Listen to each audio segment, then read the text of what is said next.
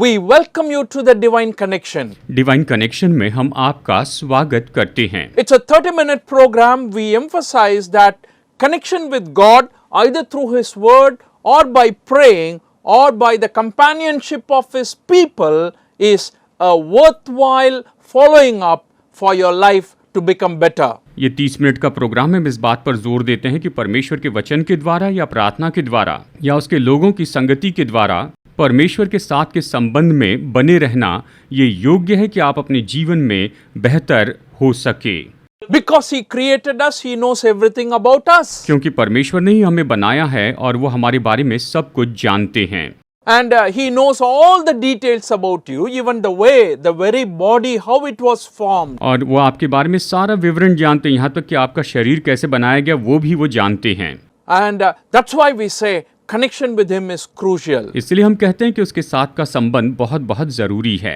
And we were talking in this program for the past few weeks about God and money. हम पिछले कुछ हफ्तों से इस प्रोग्राम में परमेश्वर और धन के बारे में चर्चा कर रहे हैं। When we talk about God and money, we know that money is something people are longing for in this world and trying to gain as much as possible. इस संसार में लोग धन के पीछे भागते हैं और जितना ज्यादा संभव हो वो इसे जमा कर रखना चाहते हैं। People feel confident when they have a lot of money. जब लोगों के पास में ज्यादा पैसा होता है तो वो ज्यादा भरोसा रखते हैं। And people feel happy when they have adequate money. और जब लोगों के पास में पर्याप्त पैसा होता है तो वो खुश महसूस करते हैं। So, with a lot of support money can give to them in this world, there is always something that is lacking in them, even though they possess great wealth in this world. हालांकि इस संसार में उनके पास में बहुत ज़्यादा धन है लेकिन फिर भी उनके जीवन में किसी न किसी तरह की किसी न किसी बात की कमी तो होती ही है।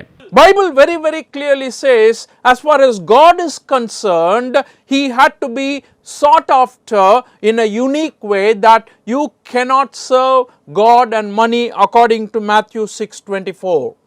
मत्ती 6:24 के अनुसार देखिए, परमेश्वर तो ऐसे हैं जिसको आपको खुद खोजना पड़ता है। आप परमेश्वर और धन दोनों की सेवा नहीं कर सकते हैं। If you follow both God and money, your life will not be peaceful.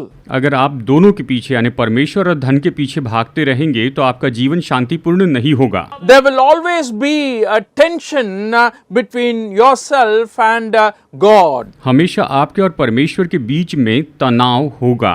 Therefore, what the Bible is saying is, when you come to follow Jesus Christ, you have to count the cost and you should be willing to give up anything that will stand in between you and God. जब आप प्रभु यीशु के पास में आते हैं तो निश्चय ही आपको परमेश्वर के लिए कुछ भी देने के लिए तैयार होना होगा। जो भी आपके और परमेश्वर के बीच में आता है उसे आपको छोड़ना होगा।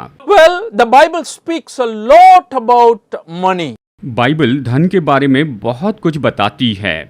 In the Gospel of Luke chapter 16, Jesus tells a very important parable about the dishonest manager. लूका अध्याय 16 में यीशु एक बेईमान भंडारी के बारे में दृष्टांत में बताते हैं जो कि बहुत बहुत महत्वपूर्ण है।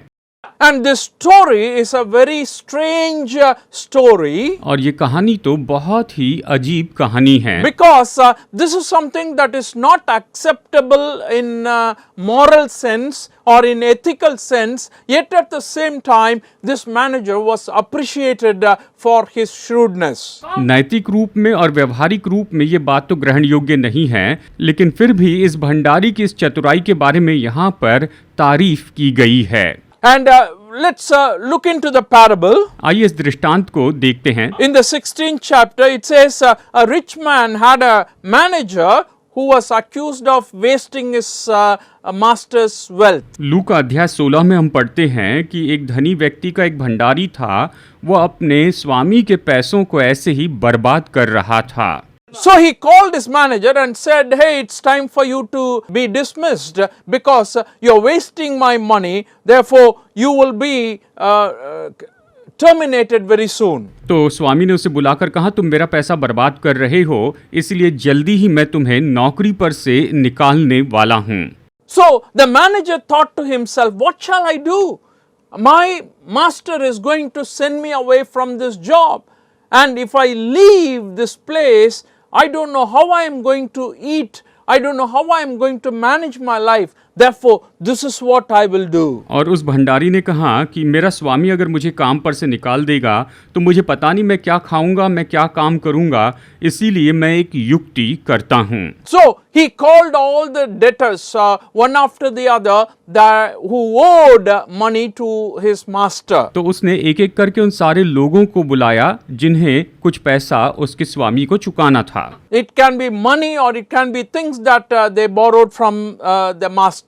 शायद उन्होंने इसके स्वामी से कुछ पैसा या कोई वस्तु ली होगी। So he called one man. तो उसने एक मनुष्य को बुलाया। How much do you owe my master? मेरे स्वामी को तुम्हें कितना चुकाना है? In the 6th verse we read it's 900 gallons of olive oil. वचन 6 में हम पढ़ते हैं 100 मन जैतून का तेल यानी 900 gallon. And he says cut it down and make it 450. तो उसने कहा इसे 50 कर दो यानी 450 गैलन कर दो। So what's happening is in the records that he is maintaining, he is changing the records. Instead of 900 gallons, cut it down to 450 gallons. और लेखे में इसे कम करते जा रहा था, 900 गैलन के बजाय 450 गैलन किए। So in the same way, next one comes. इसी तरह से अगला व्यक्ति आता है। What do you owe to my master? मेरे स्वामी को कितना चुकाना है? 1,000 bushels of wheat, he replies. 100 मन गेहूं उसने कहा। And he says, okay, cut it down and make it to 800. तो उसने कहा ठीक है, इसे कट करके 80 मन कर दो।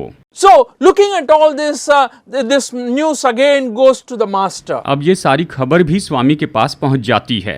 And he commended the dishonest master, and that's where this irony. और वो अपने इस चतुर भंडारी की तारीफ करता है। And the master says how shrewd he was, how careful and thoughtful he was as he was planning for his life after I send him out from this job. उसने कहा मैं जब उसे नौकरी से निकाल दूंगा तो उसके बाद के अपने जीवन के बारे में वो सच में कितना सावधानी से सोचता है। And in the 9th verse he says, I tell you, use worldly wealth to gain friends for yourselves, so that when it is gone, you will be welcomed into eternal dwellings. वचन 9 और मैं तुमसे कहता हूँ कि अधर्म के धन से अपने लिए मित्र बना लो, ताकि जब वो जाता रहे तो वे तुम्हें अनंत निवासों में ले ले।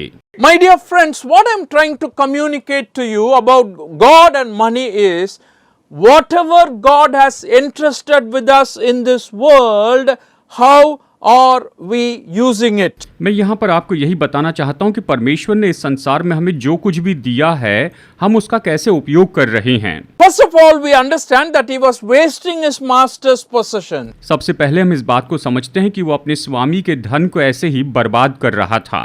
And if he was called into account. और उसने जब उसे लेखे के लिए बुलाया, So what happens is, finally at the end of the day, if anything is missing from the master's accounts or balance, you have to pay it back. दिन के अंत में अगर स्वामी के बैलेंस में से किसी बात की अगर कमी होती तो वो इस व्यक्ति को चुकानी पड़ती थी। Suppose you are working as a cashier in a bank.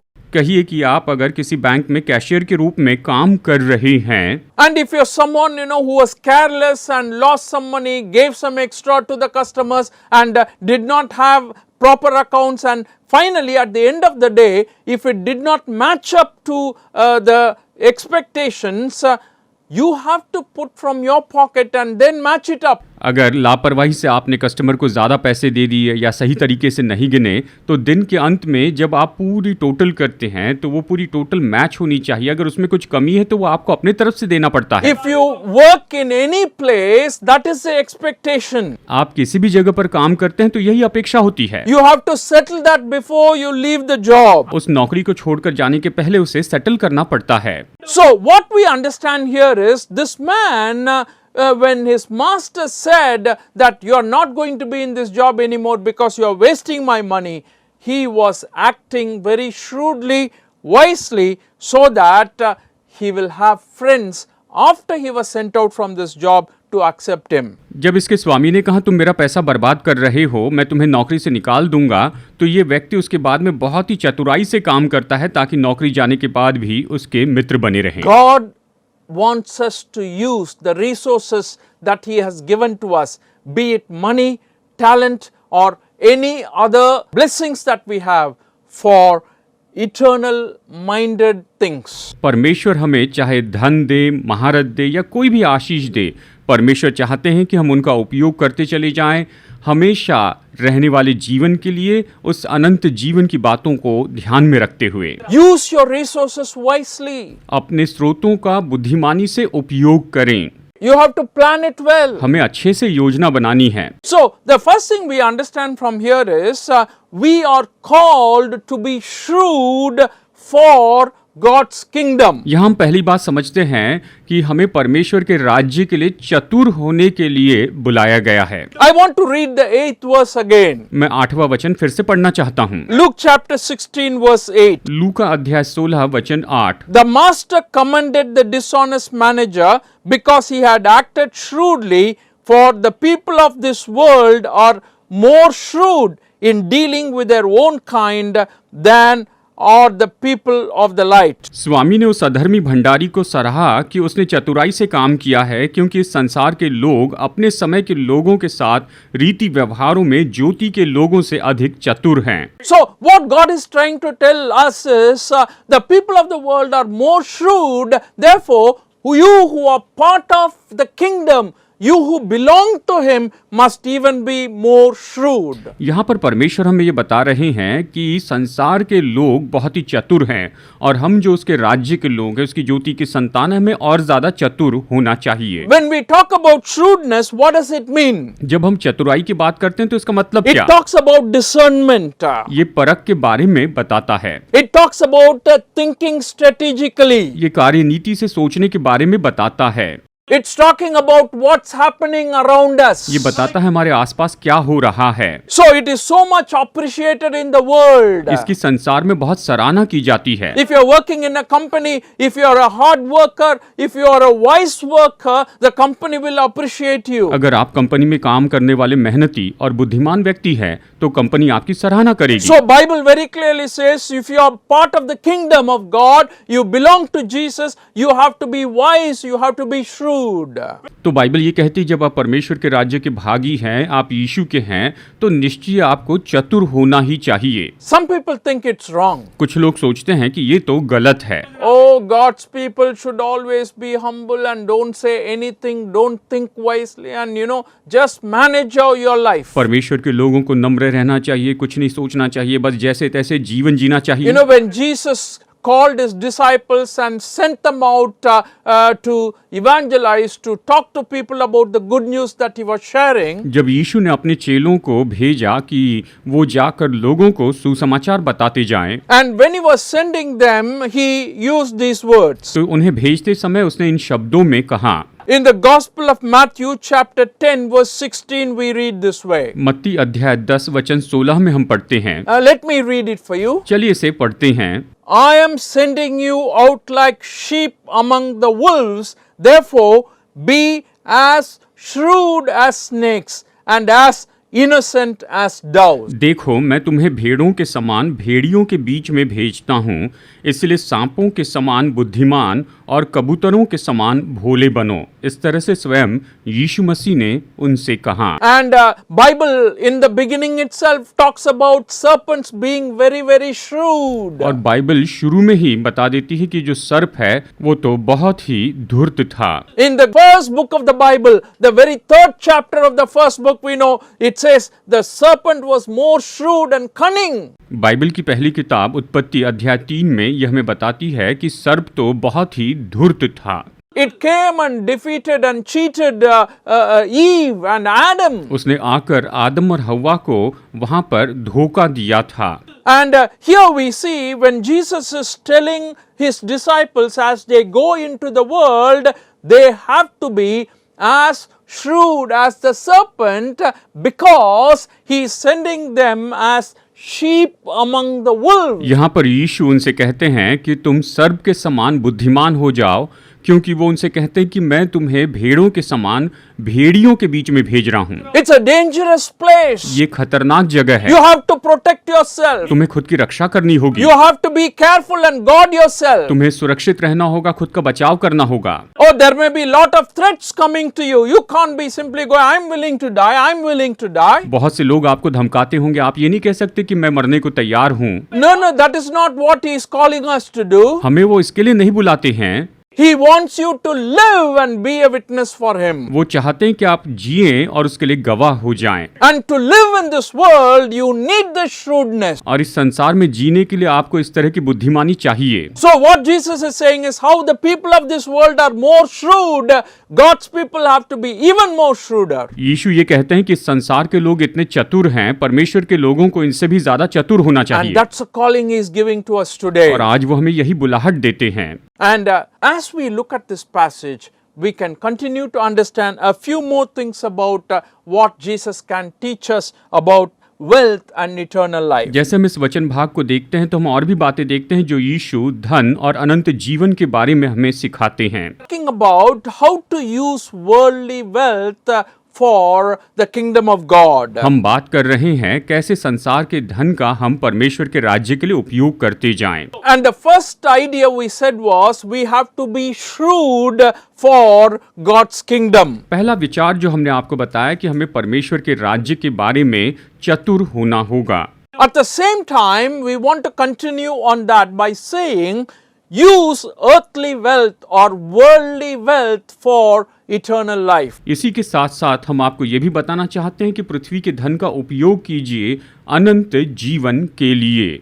In the Gospel of Luke chapter 16 verse 9, लूका अध्याय 16 वचन 9 में I tell you, use worldly wealth to gain friends for yourselves so that when it is gone, you will be welcomed into eternal dwellings. मैं तुमसे कहता हूं कि अधर्म के धन से अपने लिए मित्र बना लो ताकि जब वो जाता रहे तो वे तुम्हें अनंत निवासों में ले लें। So God is giving us a picture or a suggestion of how to use worldly wealth for the kingdom purposes. तो यहाँ पर प्रभु हमें एक तस्वीर देते हैं, एक सुझाव देते हैं कि कैसे संसार के धन का हम अनंत जीवन के लिए उपयोग करते जाएं। Sometimes you may wonder, the resources that you have, are we using it for eternal values? कई बार हम सोचते हैं कि हमारे पास में जो स्रोत है क्या सच में इसका कोई अनंत काल का मूल्य है। Apostle Paul very clearly and beautifully writes about this in 1 Timothy chapter 6 verses 17 to 19. पहला तिमुथियुस अध्याय 6 वचन 17 से 19 में प्रेरित पौलुस इसके बारे में सुंदर रूप में लिखता है। Listen carefully to this. These words are very, very strong and forceful. और इसे गौर से सुनिए, ये वचन तो बहुत ही महत्वपूर्ण और मजबूत हैं। Command those who are rich in this present world not to be arrogant, nor to put their hope in wealth, which is so uncertain, but to put their hope in God, who richly provides us with everything for our enjoyment. इस संसार के धनवानों को आज्ञा दे कि वे अभिमानी न हों और चंचल धन पर आशा न रखें, परंतु परमेश्वर पर जो हमारे सुख के लिए सब कुछ बहुतायत से देता है। So what he's saying is, if you're rich, the calling Bible gives to us is, don't put your hope in the wealth which is uncertain. तो इसका मतलब है कि अगर आप धनी हैं तो बाइबल हमें बताती है कि हम अनिश्चित चंचल धन पर आशा न रखें, But rather put your hope in God. लेकिन इसके बजाय परमेश्वर पर आशा रखें। That's what this verse says. ये वचन यही कहता है। As we continue in the 18th verse, we read this way. वचन 18 में हम पढ़ते हैं, Command them to do good, to be rich in good deeds, and to be generous and willing to share. In this way, they will lay up treasure for themselves as a firm foundation for the coming age, so that they may take hold of the life that is truly life. वे भलाई करे और भले कामों में धनी बने और उदार और सहायता देने में तत्पर हो और आगे के लिए एक अच्छी नींव डाल रखें कि सच्चे जीवन को वश में कर ले। So it's a very good use of the money that God has entrusted in our hands, which really focuses on the life after this world. ये तो परमेश्वर ने हमें जो धन दिया उसका सही उपयोग करने के बारे में है, जो इस संसार के जीवन के बाद पर गौर करता The है। reasons are very, very simple. इसका कारण तो बहुत बहुत सरल है। Bible says here that you store up treasure for yourself on earth, it will be destroyed. Bible कहती है अगर पृथ्वी पर अपने लिए धन जमा करके रखेंगे तो वो नाश होगा And it's going to be stolen. और वो चुराया जाएगा। And you store up treasure for yourselves in heaven, it is going to last forever. यदि स्वर्ग में अपने लिए धन जमा करके रखेंगे तो वो हमेशा हमेशा के लिए बना रहेगा। And in Matthew he puts it beautifully, where your treasure is, there your heart will also be. मत्ती में बहुत ही सुंदर रीति से बताता है कि जहाँ तेरा धन है वहाँ तेरा मन भी होगा। What a wonderful thought Bible is giving to us about how to use the wealth God has given to us for eternal purposes. कितना अच्छा विचार बाइबल देती है कि परमेश्वर ने हमें जो धन दिया है उसका अनंत काल के उद्देश्यों के लिए कैसे उपयोग करें। Finally, I want to leave with you this thought. अंत में मैं आपको ये विचार बताना चाहता हूँ। God wants us to be faithful in worldly things, to be interested with heavenly things. परमेश्वर चाहते हैं कि हम संसार की बातों में विश्वास योग्य रहें ताकि हमें स्वर्गीय बातों को देने के लिए हम पर भरोसा रखा जाए कि वो दे सके। Because the worldly things are small and of no significance, and if you are faithful with little, definitely God will give you much more according to these verses. देखिए संसार की चीजें तो थोड़ी है, कम समय की है। अगर आप छोटी बातों में विश्वास योग्य रहते हैं तो परमेश्वर आपको बड़ी बातें देंगे, यही ये वचन कहता है। Let me read verses 11 and 12. वचन 11 और 12 हम पढ़ते हैं। Luke 16, 11 and 12. लूका 16, 11 और 12। So if you have not been trustworthy in handling worldly wealth, who will trust you with true riches? And if you have not been trustworthy with someone else's property, who will give you property of your own? इसलिए जब तुम अधर्म के धन में सच्चे न ठहरे तो सच्चा धन तुम्हें कौन सौंपेगा, और यदि तुम पराये धन में सच्चे न ठहरे तो जो तुम्हारा है उसे तुम्हें कौन देगा। My dear friends, what I am trying to tell you is this only one thing. मेरे दोस्तों, मैं आपको केवल एक बात बताना चाहता हूँ। You have to be faithful to God who gave us or who gives us every blessing that we have in this world. हमें इस संसार में हर एक आशीष देने वाले उस परमेश्वर के लिए आपको सच्चा रहना होगा। And when we talk about being faithful to God, I mean with all the resources that He has given to us. जब हम परमेश्वर के साथ सच्चे रहने के बारे में कहते हैं तो परमेश्वर ने हमें जो स्रोत दिए उसके बारे में कह रहे हैं। You need shrewdness. आपको चतुराई की जरूरत है, You need planning. आपको योजना की जरूरत You है, need to be aware of the circumstances around you. आपको अपने आसपास की परिस्थितियों के लिए सचेत रहना है। You know where the best possible investment can be. आपको जानना होगा कि सबसे अच्छा संभव निवेश कहाँ पर है, I mean for the kingdom of God. मतलब परमेश्वर के राज्य के लिए, And that will last forever and ever. और वो सदा सदा के लिए बना रहेगा। And whatever we save here, it is going to be taken away from us. और यहाँ पर हम जो कुछ भी बचाएंगे वो तो हमसे ले लिया जाएगा, It's going to be left behind for our children. और ये तो हमारे बच्चों के लिए यहाँ पर छोड़ दिया जाएगा। But when you save it in the kingdom of God, definitely you will receive the reward in heaven. लेकिन जब आप इसे परमेश्वर के राज्य के लिए उपयोग करेंगे तो निश्चय ही आप स्वर्ग में प्रतिफल पाएंगे। What is important to us today? आज हमारे लिए क्या महत्वपूर्ण है?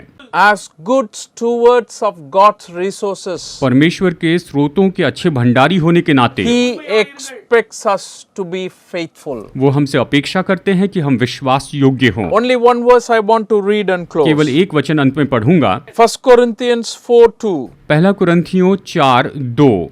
It says, now it is required that those who have been given a trust must prove faithful. फिर यहाँ भंडारी में ये बात देखी जाती है कि वो विश्वास योग्य हो। इस तरह से वचन कहता है। Are we preparing for our life? क्या हम अपने जीवन के लिए तैयारी कर रहे हैं? Are we, a lot of people are preparing for retirement life. जैसे बहुत से लोग रिटायरमेंट लाइफ के लिए तैयारी करते हैं। I'm talking about preparing for eternal life. मैं कह रहा हूँ अनंत जीवन के लिए तैयारी करना, Because this life is going to end very soon. क्योंकि ये जीवन बहुत ही जल्दी खत्म हो जाएगा। And Bible is very, very clearly warning us that it is better that we prepare ourselves with eternal values in mind, with everything that God has blessed us with. और Bible हमें बहुत ही स्पष्ट रीति से बताती है कि परमेश्वर ने हमें जिन बातों की आशीष दी है उसके लिए हम अपने आप को अनंत काल के मूल्यों के लिए तैयार करें। That's what this shrewd manager did. और इस चतुर भंडारी ने बिल्कुल ऐसे ही तो किया था। He knew this job is going to go away. वो जानता था कि उसकी नौकरी चली जाएगी And who will take care of me after this? और इसके बाद मेरी देखभाल कौन करेगा। Oh, I have to somehow do something. मुझे कुछ न कुछ तो करना ही होगा। That's the same thing with us. हमारे बारे में भी यही है। We know that this world is going to end. हम जानते हैं ये संसार खत्म होगा। We have to go somewhere else, हमें और कहीं जाना होगा, to another world. अलग दुनिया में। Oh, how can I have friends there? मैं वहाँ पर कैसे मित्र पा सकता हूँ। Oh, you use whatever God has given to you today. परमेश्वर ने आपको जो दिया है आज उसका उपयोग कीजिए। And if you do that, definitely God will help you. अगर ऐसा करेंगे तो प्रभु आपकी मदद करेंगे। God will bless you. परमेश्वर आपको आशीष देंगे।